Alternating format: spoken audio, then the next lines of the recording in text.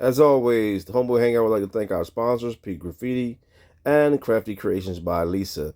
Stay tuned. Homeboy Hangout coming up next. On like so. Handling them, man, it's been a job for us. This year five and well, year four. We didn't play the first year because of COVID, but Right.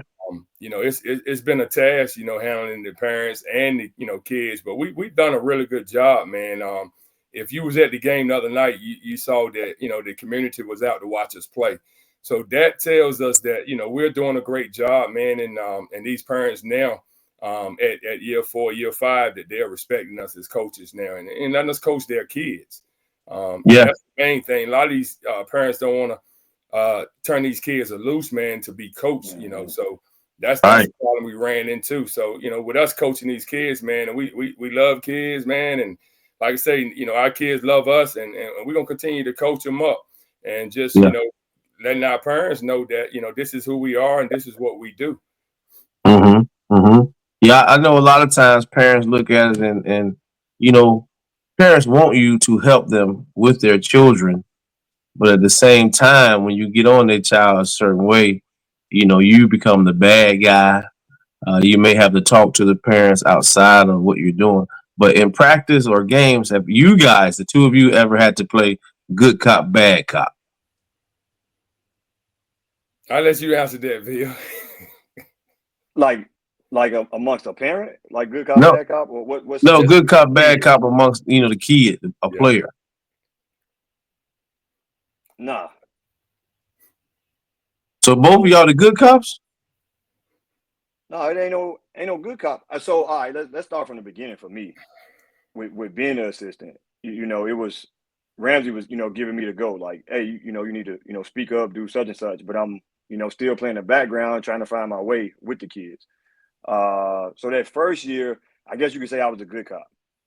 It was where I wouldn't say much. I'm just, all right, come on, it's all right, it's gonna be good. We do this, woo woo.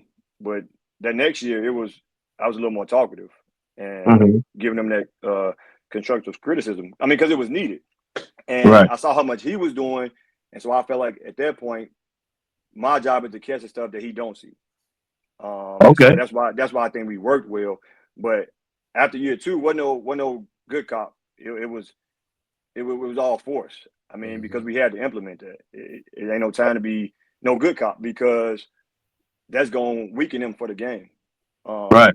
Especially in the practice setting. I can't be weak here. I'm pushing y'all to be better. So when we get out there, it don't seem hard. And then during the games, he getting on them, but he'll tell them, "Hey, go sit by Coach Ville," and I'm letting them know too what's going on. I was able to give them a more of a visual, so a lot of Hmm. people laughed at me because they saw me with the board a lot, but that was my way of breaking it down to him after he got on them, vocally. So I don't think it was no good cop, bad cop after that first year. Right. Right. So, like, what do you guys say to a player? And Bill, how long have you guys have both have been in there for 6 years, 5 years? Yeah, this is our fifth For, year right, and we there, didn't play. but We we didn't do only the first played year. for 4 years because the first year we were there, we didn't play because of COVID. Right. So, what do you say to the kid that just got dunked on? Get his tail back. Yeah, Let's go. Keep for real. playing. Yep. Hey, Because keep I playing. noticed. I Keep noticed against playing. Southeast Halifax last year. Yeah. I think my center from Southeast turned around and banged on my man. He almost fell down, but he caught himself. Hmm. So what do you say to that? Yeah, we always tell them, man, just even before they even happen, you gonna get dunked on if you playing basketball. Hey, in our conference, you gonna get dunked on because we got a bunch of guys that can put Play. it in the rim, That can bang it. dunking it. So you gonna get dunked on because I want you contesting shots, I want you contesting layups. So if a guy dunk it, hey, because we got guys that can dunk it too. So I tell them, look, hey, they can dunk on us, we can do the same thing. But at the same time, when you get dunked on it, hey, that's 2 points. It's a part of the Hmm. game. It's part of the game. It's gonna happen. So we going, hey, keep going, don't stop, and then looking at the crowd and you're embarrassed. Nah, we ain't no embarrassment because we going to the other Definitely, end. definitely embarrassed you. Right. So It we is, going but to the it's other gonna end happen. and Yeah. we're gonna make something happen. So continue to play because if you don't continue to play, you're gonna be more embarrassed when I pull you out the game and sit over there with us. Yeah, So that's a good way to put it. yeah, You're gonna be more embarrassed when I he pull you. played, I man. coached a kid in football, and the running back was going out of bounds, or so he attempted, like he was going out of bounds. So my DB kind of gave up on the play. Well, the running back put his foot in the ground and ran through my DB and ran him over. After the game, I was like, "What's wrong with you?" He was like, "Coach, you didn't do me right." And I said, "What you mean?" He said, "I got ran over. Everybody was oohing and ahhing, and you left me in the game." I said, "Bro, at some point, you got to learn how to live on your own. Yeah, I can't just snatch you out of there to hide you from everybody else. You still got to get back in the game. And you my star. Like, how can I do that?" So let's talk about I think the proper pronunciation of his name is Jayon Williams. yeah, Yeah, so he led your team in almost every category. I mean, even in offensive rebounds, somebody else was like 1.7. He was like 1.4. Just to let you guys know, I do my homework. yeah. I see. So tell me a little bit about that kid. Is he like, the guy? He's the guy, man. But I'll tell you a story though, Tim, because and me and Seville talk about it all the time, man. We wouldn't be where we were and where we ended up. We wouldn't be there if he didn't sacrifice his game, his scoring, to put us where we were. We spoke with him at the beginning of the season, man, and we told him, look, hey, you can average 30, 35.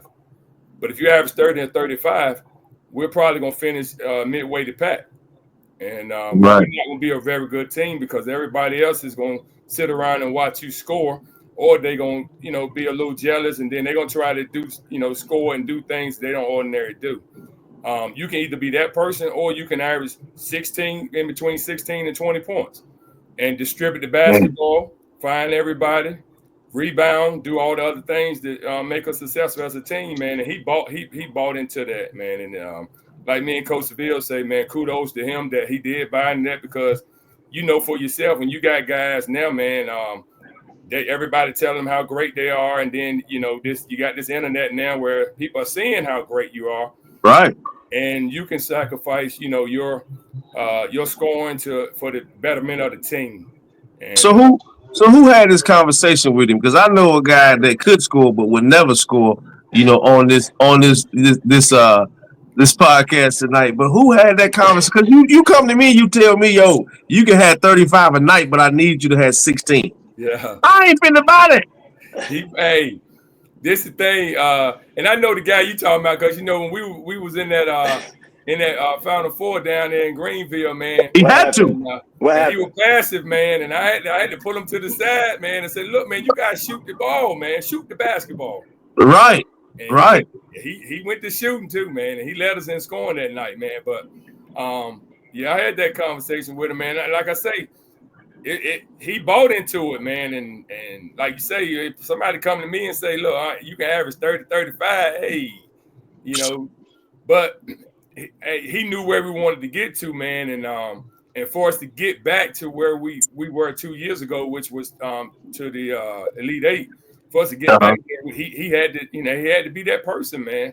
Right. And like I say, he was on it, man. He done it, and that's why we were where we were. I mean, that's big, man, because in today's time of social media, NIL deals, I mean, so many kids are looking for the ability to get the next deal. Like I just had a conversation with a football coach, and he ran off 4 or 5 kids that already had like sponsorships and endorsements, and they play is more based off of that than it is based off of the team now.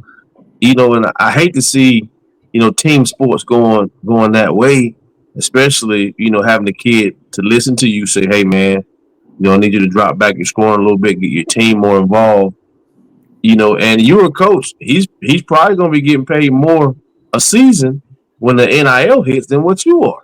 Yeah, that's true.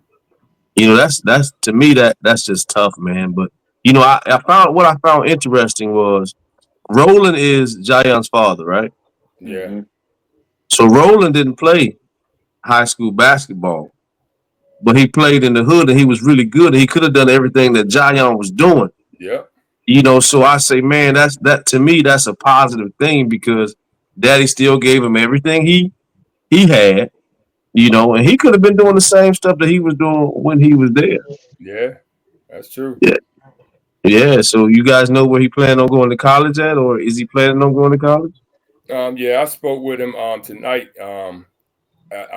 I'm almost sure he's probably going to sign. He's going You're to not sign. supposed to tell it. You're not supposed to tell it. No, I'm not, but I'm pretty Oh, sure he's going to sign where he was offered at. So I'll leave it at that. But he's going to sign somewhere. okay. I might have to see if I can get him and his daddy on the podcast and see if I Yeah, can get him on the podcast and they can talk about it. get the debut on that thing, man. Yeah, You know what I'm I saying? talked to him, man. He's going to be playing in the that battle of the area codes in Greenville on the 29th. You got 252 versus 919, and then the 336. 336, yeah, versus the 910. 910, right? Yeah. And that's the 29th of this month. Yes. Is it 29th? Okay. Yeah, 29th. I think that's on a Saturday. Hey, send me. They got a flyer for that or whatever. Yeah, I'll send it to you. Yeah, send me that. Send me that. So I can, you know, I might be in that area, you know, so I might want to come to that because I go home and I don't really have a lot to do when I get there, so I need to do some stuff. So in a blend of, you know, since the school's consolidated, right, and we know Mr. Williams is from the east side, do you see a cool consortium of players from both the east side and the west side? Well, I don't know. I didn't know a lot of these kids, so I didn't Uh-huh. know who was from the east and who was from the west. You just coached. I just coached, and I enjoyed that part of it because that was some of the talks of at some point he was playing more of the east players than the west players. Again, whoever was ready to play, that's what we put on the floor. But I'll let Coach answer. So y'all really had to deal with like he's playing more of the East players because he's from that side than the West players. Yeah, when we first got there, man, it was a lot of and people from top to bottom that was kind of still separating the two. Mhm.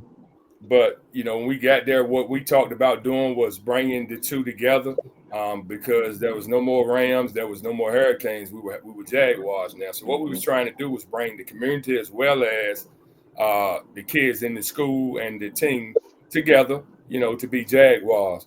Right. And we had a probably half and half when we first got there. It was probably half and half mix of varsity as far as East and West. Now it's not so many. It's more West Side players now than it is East. Right. A lot of the East guys either didn't stop playing or don't want to come out or whatever the case may be. But Seville can tell you, man, whoever can play and do what we ask them to do, they gonna play. I don't care if they from Michigan. If they come Right. here, they can play. They gonna be on the floor. So we did run into that, man. But like I say, we ironed a lot of that out, man. And kids bought into everything that we was trying to do, and everything has been gelling. So we good with that. The crazy thing is, that people would think that a coach would sacrifice his success Right. to be successful and to make the kids successful Right. and play kids just because they live on the side of the county that I grew up at, as opposed to, man, we trying to win this championship with all the kids. That's right. Why would I even accept a job at Northampton County, and just not say, hey, man, I don't want to do this for but one side. That's like, to me, that's like so superficial. But I know people think certain ways. They don't always think you have the best interest for the kids. Yeah. But as coaches, we have to deal with that. And, sometimes a parent may piss you off, but you still got to do the right thing by the kid. Yes. And when parents piss you off, do they stop to think that, hey, man, this maybe could affect how your kid is being treated? No, they just give it to us. Yeah. And expect us to do the right thing by the kid, no matter how they're treating, us. That's exactly right, Tim, man. And that's funny that you bring that up because, like Seville know that, we had kids to transfer out of the program. And we had the same kids that, most of them transferred back.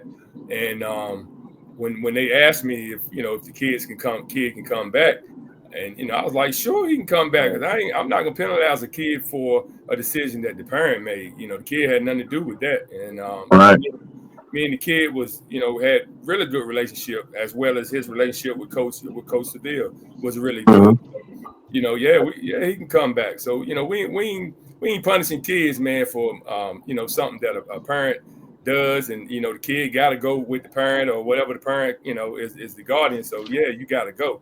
So we ain't doing that. So we care about all our kids, man. Which all our kids and even all our parents now know, because when I first got there, a lot of them judged me without knowing me. So you had to kind of do a lot of things, man, to kind of show them, and gradually they'll come to the senses and know that this is for we for everybody. We for the kids.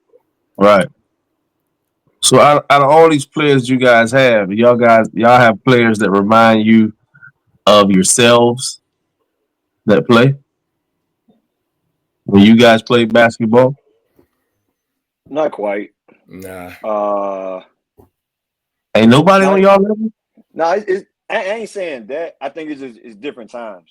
So me as a point guard, like I felt like I was just supposed to distribute and make sure everybody was straight on the floor. And let's just go with Ja as the point guard. He was more of a scoring point guard.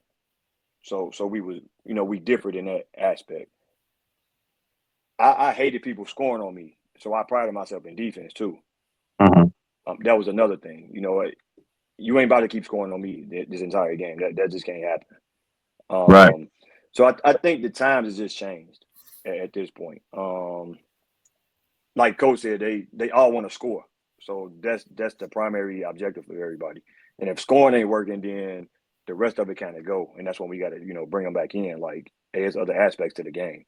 Right. So from what we coached so far, I would say no for me, from my standpoint. Yeah, and it's a no for me too, because Tim, as you very well know, Vic Hampton. Right. So I have a lot of the things that he taught. I have a lot of that in me. So rebounding, boxing out, fundamentals, playing defense, which is what we're trying to get our kids to do. They're just not doing it I think that at the level that we did it. Because everything we did was instinctive for us. Right. A lot of things that we try to get them to do is not instinctive. It's like they got to think about it. Then do it. We ain't had to think. It was instinctive. When we saw it coming, bam, we was already there. Right. And we're not there yet as a team. Even with the 4 years, man, with the kids that we have, we're not there. Just like with me, I was telling you how I consider myself as a shooter. I know how to adjust on my shot. If my shot's short the first time, it ain't gonna be short the second time. Or if I don't hit my first 2 or 3 shots, okay, now I'm gonna do something else. I'm gonna do something else till I can get my shot on. I'm gonna play some defense. I might get an easy bucket, might get a steal, layup. Now see it go through the hoop. Might get a foul, shoot a free throw, see it go through the hoop. Now I'm ready to go. Or at the beginning of the game, you run up and down the floor about 2 or 3 times. Now I'm ready to shoot. Now kids off the jump get down the floor. I ain't been up 1 or 2 times. Shooting from 3. Or a kid just go in the game, touch the basketball, shoot from 3. Gotta throw that thing up. That stuff, man. And that stuff Steph Curry, man. I'm telling you, man, that stuff we trying to let these kids know. But the kids will say, but I was open. Every open shot is not a good shot, man. So or just because you open, don't mean that was your shot. Because a lot of times you open for a reason. Sometimes, So right, ain't nobody trying to get out there and stop that brick. You open for a reason. But some of them can really shoot it and they're open. But like I tell them, just because you open it's not a good shot, man. You just got in the game, or you ain't ran up the floor a few times yet. So right, you get loose. So that a lot of that stuff we run into with the young kids, man. They don't have that same mentality we had, when we played back in the day. Which Coach Bill said, man, times have changed and the game is different too. So you gotta just. Well, the kids now have so much stuff about glitz and glamour. Like they want to look good for whatever camera, whatever video, whatever's out there. Now like us, now we sit on a podcast talking about it. Right. We didn't have that stuff back in the day, and everybody's recording it, to put it out there. So to Yeah. get a little bit more serious, from a football standpoint, I feel like uh prep schools, I feel like AAUs are killing public school sports, especially AAUs. Because I got kids that should be weight training and stuff for football right now, but they at the AAU basketball or AAU track, although basketball ain't gonna start till after football season. So for me, like, what are y'all thoughts on that? Y'all feel like AAUs are kind of inhibiting the game, or what? To some degree, I do, but I still feel like it's necessary for certain exposures. So I still think it's good, but you got to at least be getting better too, though. Yeah. I don't want to just jump in and just say I'm on the AAU team. If I ain't getting better, it ain't no point in playing. And I think back to what you saying. I think with the combination of like social media and then that now, everybody wants the glitz and glam, and you're not even there for the right reasons. A lot of them, Right. that's how I feel about it. And then you said what, prep schools? Yeah. I'm seeing a lot of academies, a lot of prep schools that are popping up, and to me, they're really thinning out some of the smaller schools. Mm-hmm. Like I know y'all's rival is Kid Pride. And Right. I also know that you guys are developing another rival from the east side of the county in Wilson Prep. You know what I'm saying? So like those schools kind of to me just pop up, and we have the same kind of thing in Greensboro too. And then they don't have the same requirements or whatever as public schools have. So they are more apt to get some different kind of athletes, and even be able to reclass some athletes and stuff like that. So in the recruiting battle, and the recruiting it exists in high school. I don't care what nobody say.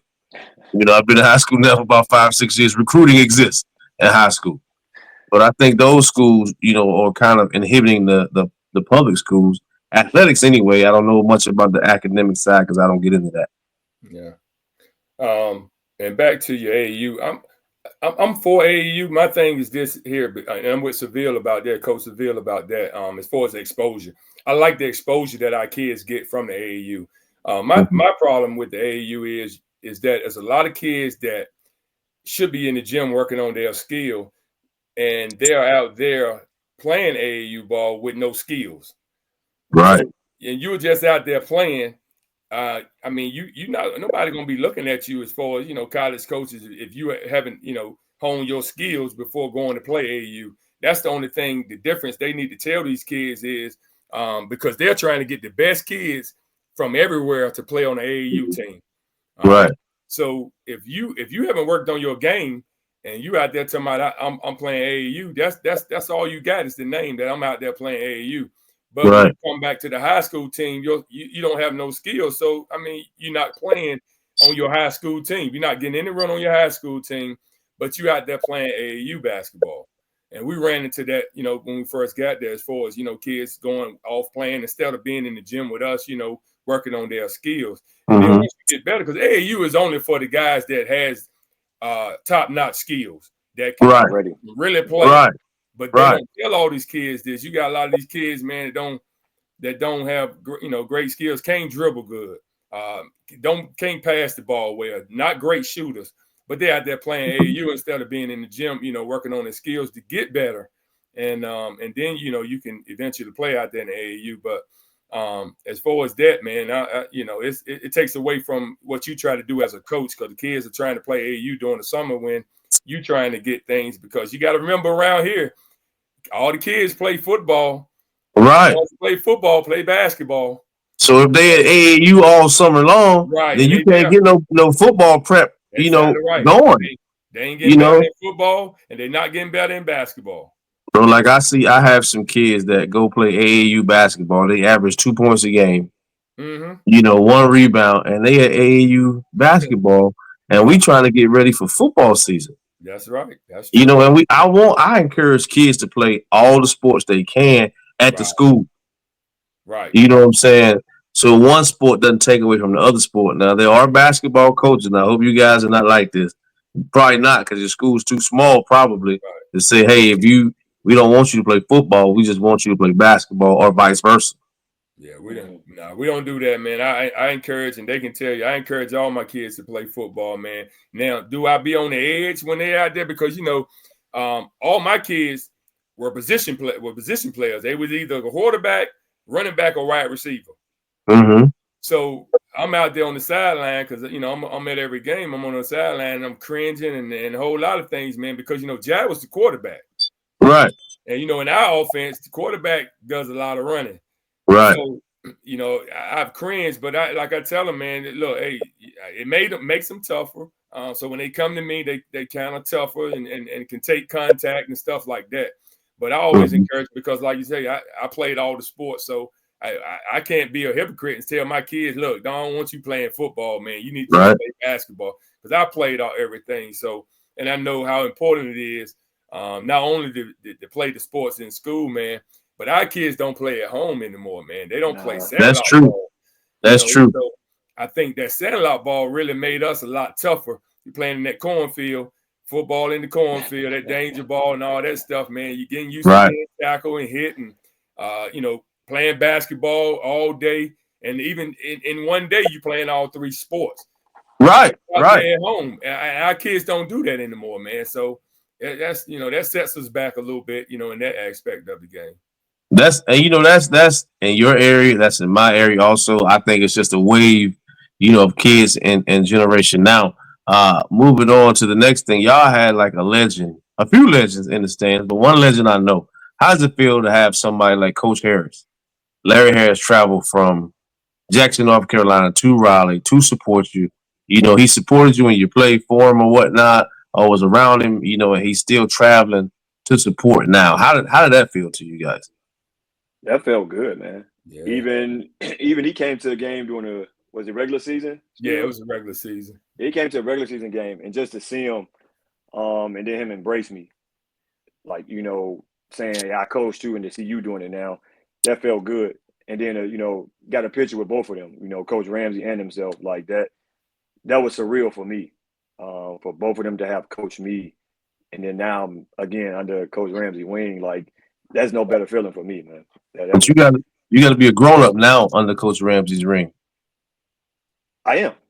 I'm a grown up. I'm just saying it just felt good. So how did y'all make that happen, Jeff? You was like how you get Seville Sanford to be your assistant coach? Like, you coached him in high school. Mm-hmm. You knew what he could do. He get a little out of shape when he went to college. When I tried to have him on my team, he couldn't shoot the jumper no more, got out of breath and all that. How did you say, hey man, I want you on my staff? Like, how'd that work to have a former player coach for you, a coach with you?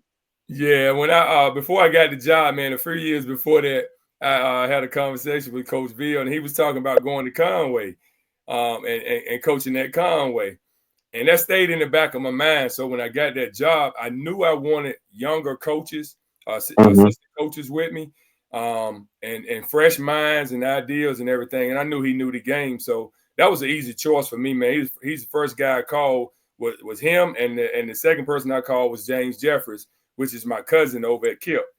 So when I called Bill, man, and he was down for it from the jump, man, and I knew, everything that I was gonna be getting out of him. And then when you putting together a staff, man, you got to put together a staff that you can trust.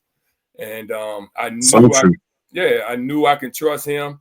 I knew it wasn't gonna be and I knew the kind of person he was. So that I knew that was a no-brainer for me, man. And he's been, like I say, he's been great. The kids love him, man. I love him, and I know that we can't accomplish a lot of things that without him being there. And he's got the green light to say and do whatever he want to do there, man. And it's just been a great great thing for us. And the second thing with Coach Harris. Coach Harris, man, just seeing him at any game, because Coach Harris would talk to me after the game, and he would call me when I get home. Oh, dope. Yeah, he would call me when I get home, man, and make sure I was home, and then to talk about the game also, and tell me how great of a job I'm doing, and something that he saw, he would tell me. and it just been great, man. You know, Coach Harris was my first. He was my first in-school coach. Really? Yeah, it was my first in-school coach. At Woodland Only School, he was my football and basketball coach. And man, I just can't be like him because he's so calm. I don't care what going That's on. Coach He Harris. was so calm, and his speech, man, it just was so soft. And but you knew he meant business. Now when Right. he's trying to do whatever he need to do, you know you gonna get it. But he just so calm, man. And I kind of asked him, man, I don't know how you do it. I for all those years, I don't know how he done it, man. I don't, because he couldn't coach now with that. I can tell you that. He couldn't be calm now, man. I don't think he could. Right.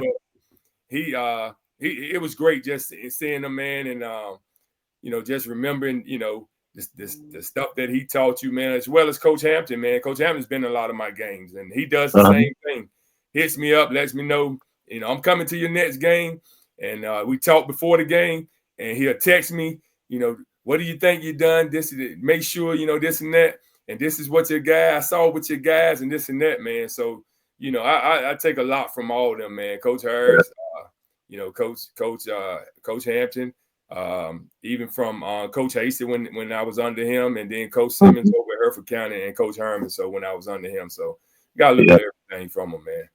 That's dope, man. To have the support, you know, like you know, I'm 3 hours away, but it would be dope if I had one of my coaches or some of my coaches that just came by. Because you know, your coaches, they know what they taught you. Yeah. They know your ability, but sometimes you're coaching with people that have no idea what your ability is or was, and you know, you gotta deal with all that. It just be dope, you know, to have, you know, what you guys are getting from your coaches. But like you say with Coach Harris, man, he's just, you know, he the big daddy Kane of sports. He's just the smooth operator, man. You know, like, He is, man. you know, kids respect him before he even speak. Now, how he created that, you know, I don't even know. I tried to get him on the call today. I texted him, and he didn't respond. You know, I'm texting him right now so I could try to get him to get him jump on, but he didn't respond. He probably not checking his text messages because you know, he usually respond or say I'll get on or something like that. You know, one thing about that, man, you know, when Coach Harris left Conway, man, and you know, when people say things not the same since he left, you know, that's what you want people to say about you, because you know the impact you had on that school, and you want things to be the same, though. You still want them to win, but as far as him as a coach, you know, things just not like they were when he was there, man. Because like you said, coaches winning championships, man, every year in both sports. You know, when he was in Conway, so year in and year out, man. Yep. And he coached all three. Yeah. So why you guys not coaching football? Hey, well, you know, when I first got there, because you know I coached the quarterbacks at Hereford County before I came to Northampton. I coached at Hereford County for about probably 10 years. I coached quarterbacks. So when I got there, I talked with the coach, and he told me he had enough coaches. So I left it at that, which was good for me because I was able, you know, coming to a new school, I was able to go ahead and get cranked up and do a lot of the things that I needed to do, which probably was good that, you know, that he did say that, because like I say, I had to get those kids in the gym quickly as possible. And if I was coaching football, I wouldn't have been able to do that. So, you know, I ain't mad at that. Right. Now comes the age-old question. If Northampton East and West had blended back when you guys were in high school, what would it have looked like compared to now? State championship. We talk about it all the time. Yeah. Like I call some of my guys. I call some of the guys from West. Like he said, James Jeffries, Twan. We talked about it. Mark, Levon. Man, ain't no doubt about it, man. We get a few state championships. I definitely agree. And I agree with state championships in at least two sports. I might not say the third sport, baseball state championships, but I know we would have won state championships in football and state championships in basketball. Yeah. Depending on when they would have combined them, man. I'm going to tell you, because had they combined them like when right before I came to Northampton, when Ronald Joyner and that crew, when those guys was playing, man, from then all the way up to now, man, you talking at least 5 state championships. Right, exactly. Exactly. And you know, I know football, man. blended our football teams when I played, it would have been a no-brainer. Yeah, no brainer. You know, Man. no-brainer. You know, Yes, even sir. with basketball, if you had blended basketball when I was there, it would have been a no-brainer. Now, the Yep. question is, some starters would have been different from both teams. Would have been. There would have been some different starters. Hey, Tim, they would have had to do like they used to do at the middle school over there in Muffinsburg, have an A and a B team. Exactly right. But both teams getting cut, man, you'd have been like, what? Yeah, but both teams would have been legit. Yeah, man. For sure. Yes. Right. So as I was studying today, you know, Jeff, I view you as a cool, calm dude. Bill, I view you as a cool, calm dude. But I saw a call today on YouTube. And Jeff, I've never seen you act the way that you acted after that call. And I think it was against Southeast Halifax last year. It was a player control foul or something. Oh, I got it. I remember now. Jayon, I saw him because when they showed the highlight, I said, oh, Jayon did a good job of moving the defender so he wouldn't affect the layup. Right? And the ref did a good job of calling the foul, but Jeff, you didn't like it. What happened? Yeah, I'm trying to figure out what happened. I never seen your hands. Your hands was like that. I was like, oh, is that Jeff? Was that the time Coach Seville got up to try to restrain me? I didn't see that part. They didn't capture that part. So it wasn't that. It wasn't that call. I was going to say that call don't seem like it was. That's what. So tell me about the time that you had to be restrained by the guy you coached. So man, it was I had to be restrained that time, man. Coach Seville had to get up and pull me back to the bench, man. But yeah, it was a call that was made. I can't even remember the call. Then it wasn't the right call, but at the time we were having a little thing with Southeast, man. So it was kind of tight there, man. So it was a call that was made. I didn't think it was the right call, man. And I was like you said, with them hands, I was trying to tell the ref, look, nah, that ain't what happened, this and that. And I kept going, and Coach Ville had to jump up and grab it, man, and pull me back. And I didn't go with him. So I had to turn around and look, see who it was, because one of my players would get up and do that. So I had to turn around and see if it was him. I'm like, okay, I'm good. Yeah. So let me tell my version. I want to hear your version. Yeah, cause look, my version won't the X version. Miss a little bit of detail. So all the stuff up until I had to grow up is correct. So I think we up by 5 at this point. Yeah.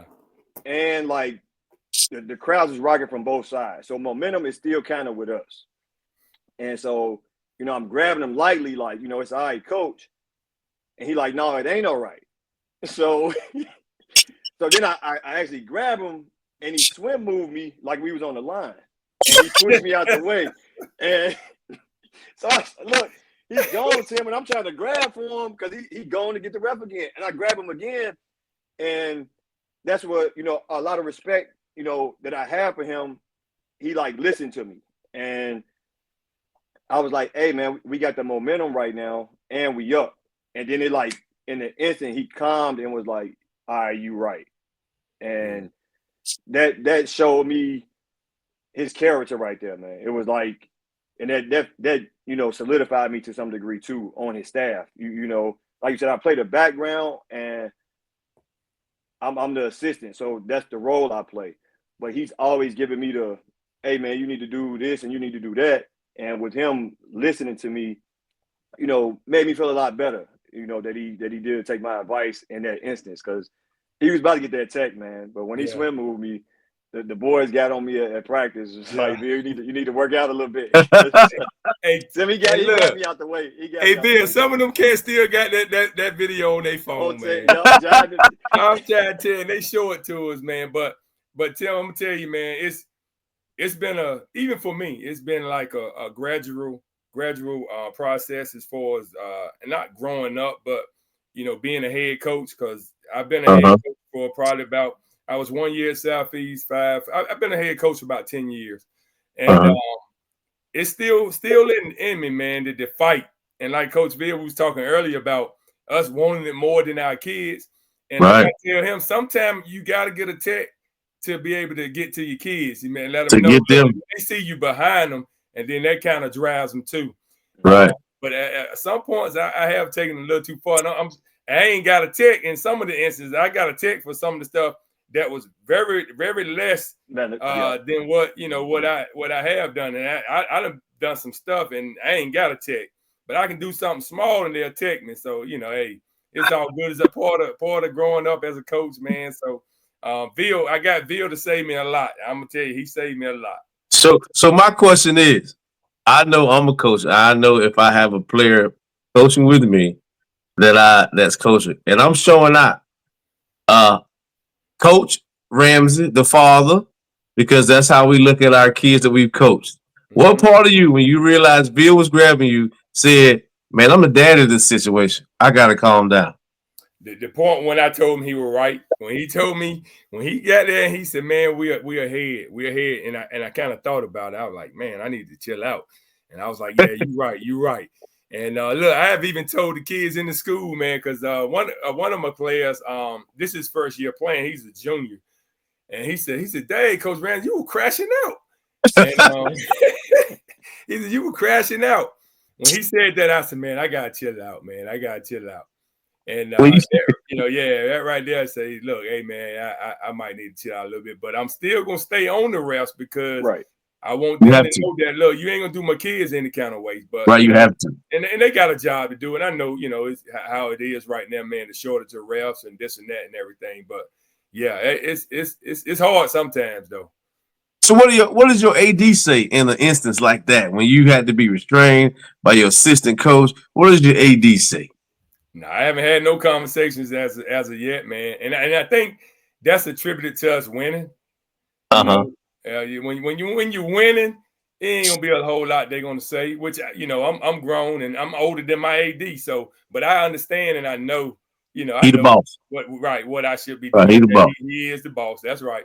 But with us winning, that cures a whole lot of things, and you can get away with little small things like that. Had we ain't won no games and ain't been to the playoffs and such, then it'd probably be a different story. But it's been all good. I ain't had no suspensions and stuff like that. So we all good. Well, that's good. That's good. I noticed all your games, you guys' games are super packed. So I'm gonna go ahead and, a lot of people in the support for last Friday night. A lot of people were talking. A lot of people were there. Mm-hmm. I'm a fan. I'm the Monday. Today's Wednesday. I'm the Wednesday afternoon quarterback. What happened? I think the stage was too bright for us, man. Our kids, man, just we had good practices. We were prepared. I think that the stage was a little too bright for us. And again, too, they were bigger than what we thought. Yeah, it was a lot bigger than what we thought. And we went out and what we was trying to do didn't work early. So we tried to switch up to, kind of do different things. They're as a team, they just, together more than our kids. They've been together a lot more, man. And like you say, things is running so crisp with them because and ain't no excuses as far as them being an AAU team and they all been playing together for this long or whatever. Right. I just feel like that they were a better team than we were as an overall. I thought we had, one or two players that may have been better, but as a team overall, they were much bigger and they was much better than we were. And you can say that night or you can say overall, and then again, they are in the state championship. So that tells you something too, man. And like I say, we didn't do a great job in a whole lot of areas. And I can say, hey, we probably was. I know we was outplayed. We was outcoached too. So I mean, that's part of the game. But I just think that we didn't get a chance to kind of showcase a lot of the stuff that that we do, man. And like I say, they had our number. They beat us last year. Down there in the second round. So the same team got y'all both years, but this year was a little deeper. Yeah. Right. Well, last year I felt like they had two guys that was really, really good. They graduated, and these guys, I guess a couple of those guys coming from the JV, but a lot of those guys grew too. But yeah, years in a row, man, they was just in their place. I feel like, and even though we lost by a lot, but I feel like we had them in a neutral site or at home. I feel like we probably would have beat them last year and this year. So you say in a neutral site or at home? Are you saying that the those guys that wear those striped shirts had anything to do with it? Well, we didn't have the greatest of officials, but they didn't have nothing to do with us losing that game at all. Right. Okay. At all. Yeah. And, they made some bad calls. I felt both ways, but nothing they called could have helped us. They could have made 100 bad calls, and it wouldn't have helped us. So I don't blame nothing on the officials. We were just outplayed, out coached, in all facets of the game. And when you prepare your team, you can't go out there and play. And when the lights come on, and then all those people that's there crowded up on the court. And see, that's one of the things I don't like either, as far as, when we used to go to Men's Coliseum and play with the 4 teams, Final Four. Right. Now you go to the team with the higher seed, and they got these small gyms, man, and then you got to people all around the floor, the court. Everywhere. But they are another one of those academy schools. Yeah, right. Yeah. So do they have to abide by the same academic player rules that you guys have to abide by? They supposed to, man, but like you say, they can recruit, and they are, they do a lot of things to me differently, and which makes them, I guess, not better than us, but the ability to be better. Right, they got an advantage. So right. But I feel like we still could have hung in there and played better than we did. But we just didn't play good that night, So right, no excuse. Right. We lost, and that's just how it goes. Right. And I think from my perspective, what we spoke on earlier, we wasn't hitting shots, and so I think that took some of their rah-rah out of it. Once the shots wasn't falling, defense wasn't playing as well. People weren't getting back.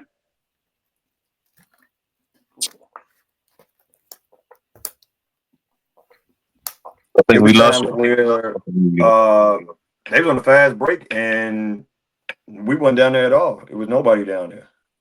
Right. I saw it was about 5 or 6 times. So that's 10, 12 points, and that's the stuff you can't have in any game, and especially like that deep in the playoffs like that.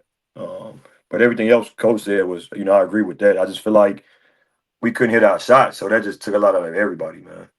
Right. Well, it takes big coaches to say that we were out coached. Like a lot of coaches will say the kids were better. They performed, the other team performed better. But I give you guys big kudos to say, hey, we were outperformed and out coached in that game, because that lets me know that you guys are in the game with your players instead of putting everything on your players. So kudos to that, man. I'm not gonna keep you guys like all night long. I appreciate you guys being on the Homeboy Hangout. We probably gonna get on here some other times and have some different discussions just about coaching in general, that kind of thing. So congratulations on your season. You guys were 15-1 in the conference overall. I don't remember. You were like something and 7. 21-7. So kudos to that. Kudos of having to jump over those hurdles of bringing a divide together, because East and West, although the players always thought they should be together, a lot of people from East Side and West Side never wanted it, never thought about it. So a big kudos to you guys in a lot of different places and ways. So I want to say I'm proud of you, whether it matters to you guys or not, being alumni of East, being from Northampton County. I'm proud of what you're doing, what Northampton County is doing. So with that being said, thank you for your time, and expect for us to wrap a little bit later on. Yeah, I appreciate that, Tim. Man, I got one more thing to say, man. We got a guy that went to Northampton East, graduated in 1986, Greg Motley, which he's my cousin, but he's coaching the Southern Durham, which now they are the Southern School of Energy and Sustainability. They're a 3A team, and they're in the state championship game on Friday or Saturday. One of those. Yeah. Maybe I can get you guys and Coach Motley on the line together. Yeah. I'll hit him up, man. And I spoke with him earlier to congratulate him and wish him luck, in this game. But he's in the state championship game, so That's cool stuff. That's Fun, cool man. stuff. We wish him luck too. And I'm wearing my red because I just switched schools to Page High School. Okay. So I'll be over there coaching football at Page this year. Okay. We expect to make a deep, deep run.